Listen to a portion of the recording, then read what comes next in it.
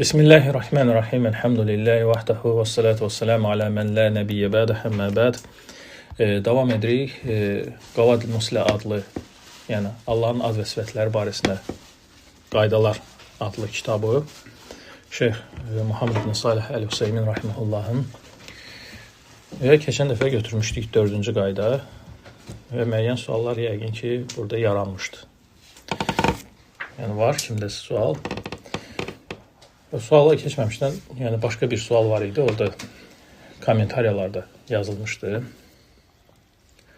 Bir qardaş sual verir orada ki, biz 3-cü qaydada götürdük ki, Allahın adları əgər təsirsizdirsə, 2 şeyə dəlalət edir, təsirlidirsə 3 şeyə. Yaddadır, kimin yadındadır bu? Yaddadır bu. Yəni 3 şey nədir? Ad olaraq, sifət olaraq, bir də onun təsiri, yəni başqasının üzərində onun tətbiqi. Hey adı deyir ki, niyə təsirsiz ad sayılır? Halbukidir Allah Taala deyir, dirildəndir. Yəni muhyi. Muhyidir, yəni Allah deyir, yəni dirildəndir. Cavab odur ki, hey adı özü dirildən mənasında deyil, kamil həyat sahibi deməkdir. Yəni hey həyat sözündəndir.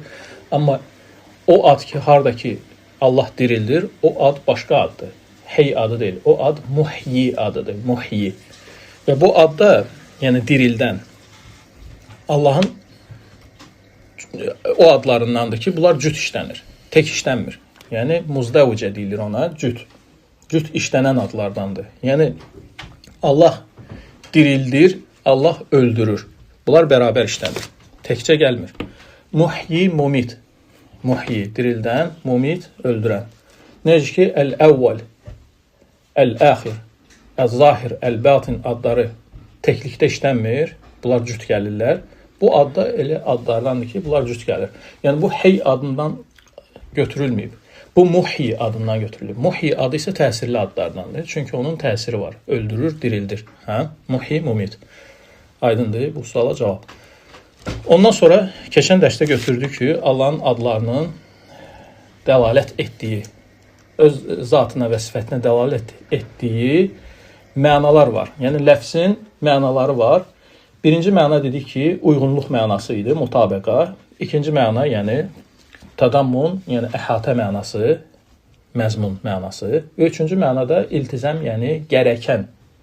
Yəni, ləfzin özündə bu mənanın özlüyündə mövcud olmayan, lakin mənasından bir nəticə olaraq o adların çıxarılması.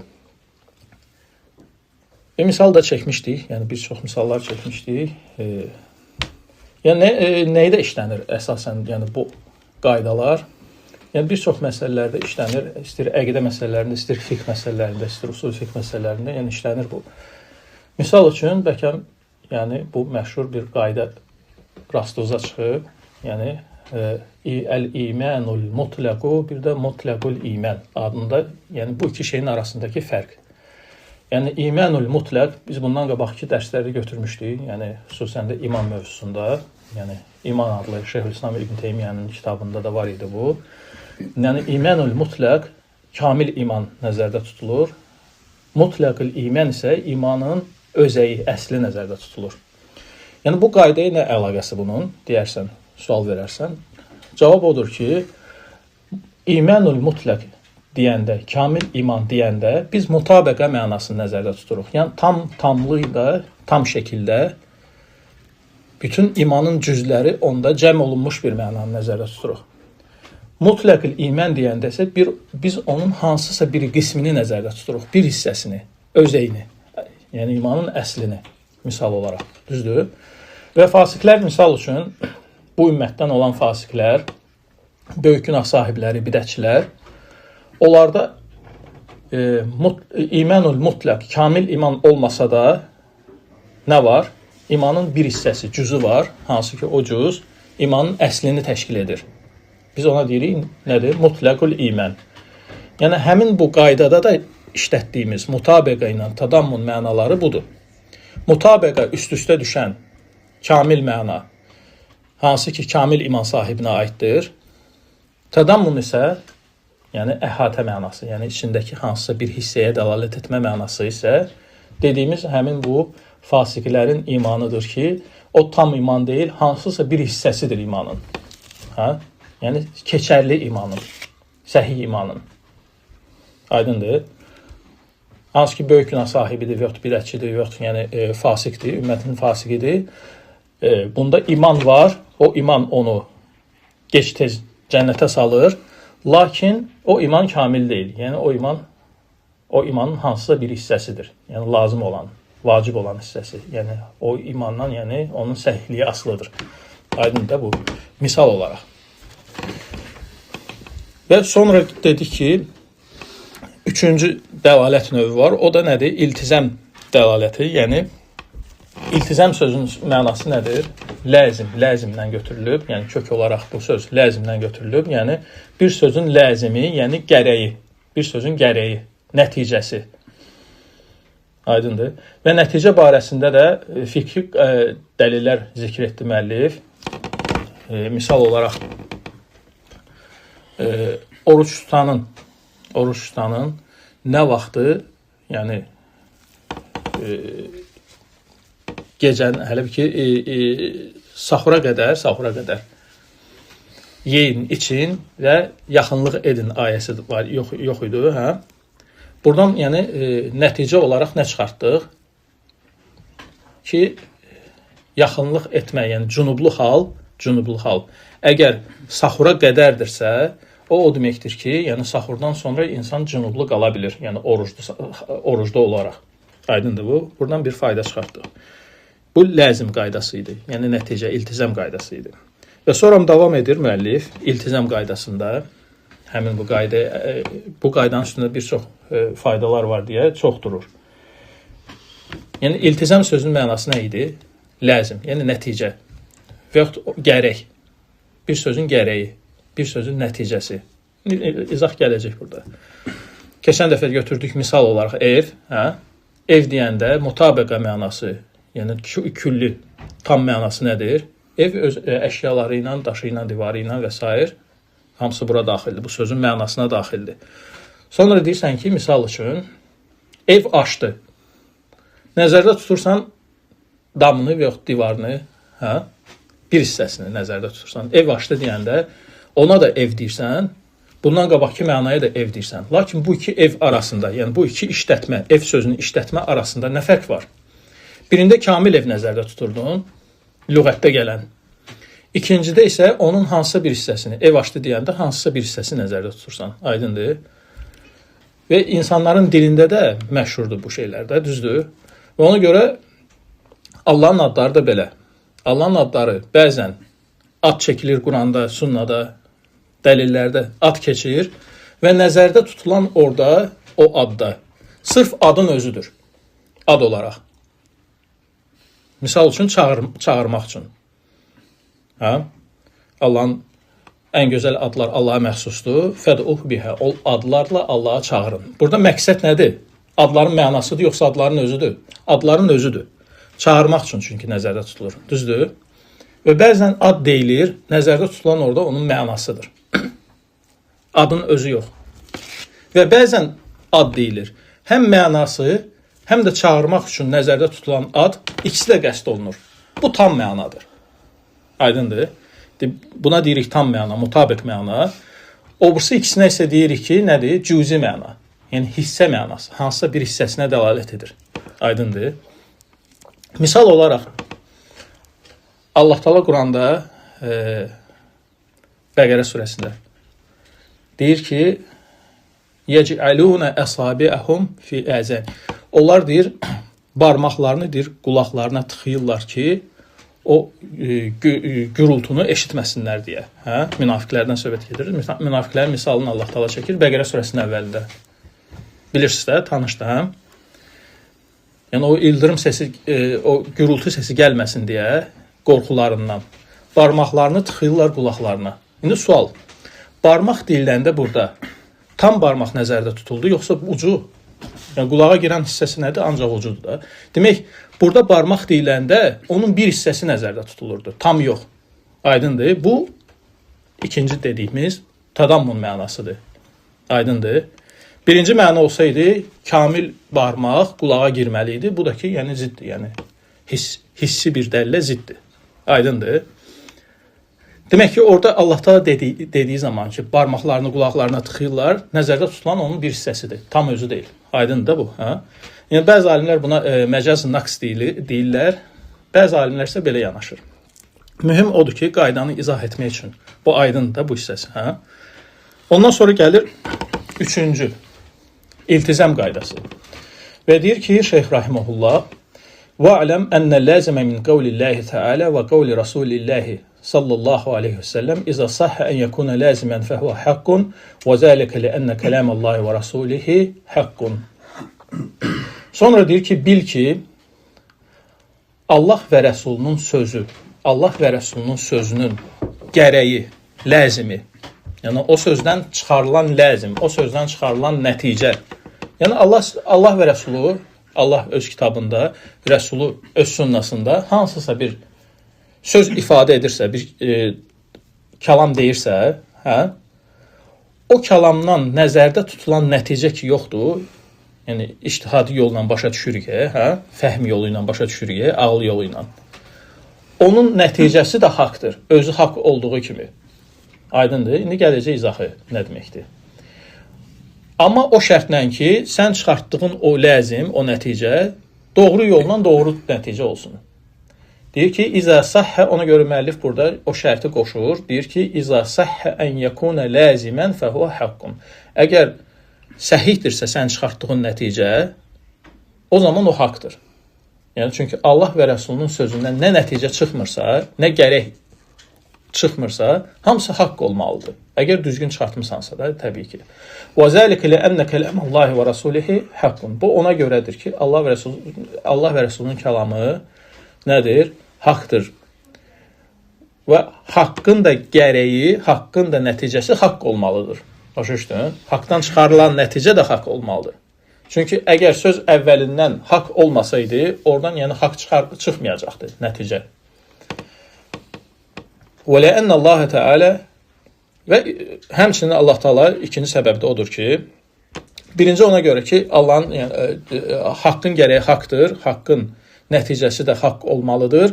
İkinci səbəb də odur ki, Ennallah alimu bimə yekunu lazimən min kəlamihi və kəlami rasulihi fəyekunu muradan. Çünki Allah Teala, baxsan ki, onun ictihad yolu ilə çıxardırsan, bir nəticəni, Allahın və Rəsulunun sözündən ictihad yolu ilə bir nəticə çıxardırsan, necə ki, keçən dəfə fikri məsələ çıxartdıqda nəticə olaraq, ki, cünublunun, yəni, oruclu halda cünublu qalması orucunu pozmur. Orucuna xələl gətirmir. Bunu biz hardan çıxartdıq? Allahın kəlamından çıxartdıq. Allahın kəlamında birbaşa deyilirdi belə? Yox. Biz oradan nəticə olaraq çıxartdıq. Düzdür? Demək, Allahın sözünün nəticəsi də haqdır. Aydındır? Haqq yolundan çıxarılıbsa haqdır. Və həmçinin Allah Teala özü bilir axı qabaqcadan ki, bunun sözünün gərəyi nə olacaq? Bu sözdən nə çıxacaq? Nə nəticə verəcək? Və Rəsulunun da sözünün nəticəsi nə olacaq? Düzdür? Qabaqcadan bilir də Allah Teala ki, bax, bu sözü demişəm, bu sözün nəticəsi haqq olmalıdır. Aydındır? Allah bilir də qabaqcadan bunu. Düzdür? Və Allah Taala'nın o bilməsi və sən onu ictihad yolundan çıxartmağın hələ məqsədin özüdür. Aydındır? Yəni, sən məqsədə çatırsan Allahın birbaşa sözü ilə və məqsədə çatırsan Allahın dolayısı nəticə çıxartdığın, ictihad etdiyin yolla. Aydındır? Və deyir ki, şərhində Təqulu əl-ləzim min kələmilləhi izə səhhən yəkunu ləzimən fəhu haqqun və deyir, Allahın kəlamında deyir, yəni doğru yolla əgər deyir, nəticə çıxartmışıqsa, ictihad eləmişik, doğru yolla nəticə çıxartmışıqsa, bu nəticənin özü də haqq sayılmalıdır. Aydındır? Yəni, bu nəticəyə də biz zid gedə bilmərik. Çünki bu da nədir? Allahın sözünün nəticəsidir və haqdır. Yəni, buna da qarşı çıxma olmaz. Nəticəyə də qarşı çıxma olmaz. Aydındır? Filləm yəsihən yəkunu ləzimən fəleysə bi haqqin. Yox, əgər deyir, doğru yolla deyir, çıxartmamısansa nəticəni, demək, haqq da deyil. Misal üçün, inkarçılar, Allahın sifətlərini inkar edənlər. Və burada qayda, yəni bu qaydanı burada tətbiq etmək istəyirsən. Deyirsən ki, misal olaraq, Tətil əhli. Tətil kimdir? Sifətləri mənasız qoyanlar, yəni sifətləri inkar edənlər. Aydın, buna tətil əhli deyilir. Deyir ki, yəlzəm min isbət-i sifət, isbət-ü təmsil. Siz deyir, Allahın sifətlərini isbat etməklə bu nə nəticə verir, nə gərəkdirir bu? Ki, siz bənzədirsiniz. Yəni, sən Allaha sifət verirsənsə, sən Allahı məxluqata bənzədirsən. Bu nədir? Nəticədir də çıxartdı, düzdür? Ləzimdir. Yəni, sözünün ləzimidir. Yəni, sən əgər isbat etsən, yəni bidətçi deyir ki, inkarçı, əgər sən Allaha sifət isbat etsən, sən onu başqa məxluqata bənzətmiş olacaqsan. Aydındır? İndi Allaha sifət isbat edirik biz. Düzdür? Allah özü özünə sifəti nisbət edir. Və onun rəsulu da ona o sifəti nisbət edir. Düzdür? Biz də təkrarlayırıq. Allah isbat edirsə, biz də isbat edirik. Düzdür? Bidətçi nə deyir? İnkarçı. Deyir ki, sən onu isbat etməklə məxluqata bənzədirsən. Bu nəticə çıxartdı da, düzdür? İndi bu nəticə doğru çıxartdı? Yox. Demək, bu nəticənin özü batildir. Amma doğru çıxartsan, Allahın sözündən nəticəni. O nəticə özü də, yəni Allahın ələ istəyidir. Aydındır. Və deyir ki, feyzə ləzimə min isbət-i sifət, isbət-i təmsil, vacibə aleyhinə inkar-ı sifət. Əgər deyir, Allahın deyir, sifətlərini isbat etməkdə, onu məxluqata bənzətməkdir, gərəkirsə, əgər bu gərək varsa orada, onda deyir, bizim üzərimizə bu sifəti inkar etmək vacib olur. Bu bidətçinin sözüdür. Aydındır. Çünki deyir, bənzətmə nədir? Fəli-ənnə təmsil yecibu inkaruhu. Bənzətməni gərək inkar edək. Allah heç kəsə bənzəmir. Düzdür? Belə deyirlər. Biz nə deyirik cavabında? Biz deyirik ki, nəqulun lə yəlzəm min isbət-i sifət, isbət-i təmsil. Allahın deyir sifətlərini isbat etməkdə onu məxluqata bənzətmək gərəkmir. Bu buna, yəni, ləzim deyil. Bu bunun nəticəsi deyil. Sən səhv demisən. Bu nəticə, belə bir nəticə vermir, yəni o. Bizim isbatımız Allahın sifətini belə bir nəticə vermir. Fin qiyli. Əgər deyərsə, yəlzəm min qavlikum innallaha istava aləl arş bizətihi. Bax, sizin bu sözünüzlə gərəkir ki, yəni siz deyirsiniz ki, Allah arşa zatı ilə istiva edib. Düzdür? Sizin bu sözünüzün nəticəsi, gərəyi odur ki, ən yəkuna lillahi zətun təstəvi aləl arş. Allahın demək ki, zatı var. Sözün gərəyi budur da. Allahın zatı var və o zat istiva edib arşa və o zat dünya səmasına enib və sizin deyir, sözünün gərəyi budur. Biz də deyirik, həzə ləzim haqq. Biz deyirik ki, bu gərək haqq gərəkdir. Bu nəticə haqq nəticədir. Və lə məniyə ən nusbitə lillahi zətən lə tuşbihu zəvat. Heç bir maniyə yoxdur ki, Allaha bir zat isbat edəsən, o zat da yəni heç bir məxluqatın zatına bənzəmir. Aydındır bu. Nəticə nə aldıq? Nəticə onu aldıq ki, Allaha zat isbat etdik və bu isbat etməyimiz də Allahın sifətinin isbatından bir gərəkdir, bir nəticədir. Və bu nəticəni biz nə adlandırırıq? Haqq nəticə. Aydındır. Bu haqq nəticədir. Bəyək dediyi, bidətçinin dediyi isə batil nəticə idi. Aydındır bu. Demək, xülasə, ənnəl-ləzəmə min kələmilləhi və rasulihi haqqun. Allah və Rəsulunun sözündən gərəkən sözünün nəticəsi özü də haqdır. Əgər o haqqı, əgər o gərəyi, o nəticəni doğru yolla biz çıxartmışıqsa, doğru yolla ictihad etmişiksə, aydındır. Yoxsa ki, iddia edək ki, hələ hər zaman ki, Allahın sözündən bu çıxır, Allahın sözündən bu nəticə verir, yəni hər sənin iddian Allahın sözündən belə bir nəticə vermir. Aydındır. Gərək o nəticəni, Allahın muradını doğru başa düşəsən də, odur. Və leysə huvə fil həqiqə bil-ləzim. Həqiqətdə çünki sən hər iddia etdiyin ki, Allahın sözündən elə çıxır ki, yəni o deməkdir ki, yəni bu haqdır, ləzimdir. Fəhəzgi dava təhtac ilə dəlil feyzə səhhə ləzim feynu haqq. Çünki bu iddia demək ki, Allahın sözündən bu nəticə verir, Allahın sözündən belə çıxır. Bu iddiadır, ehtiyaclıdır nəyə? Dəlilə. Dəlil gətirəndən sonra,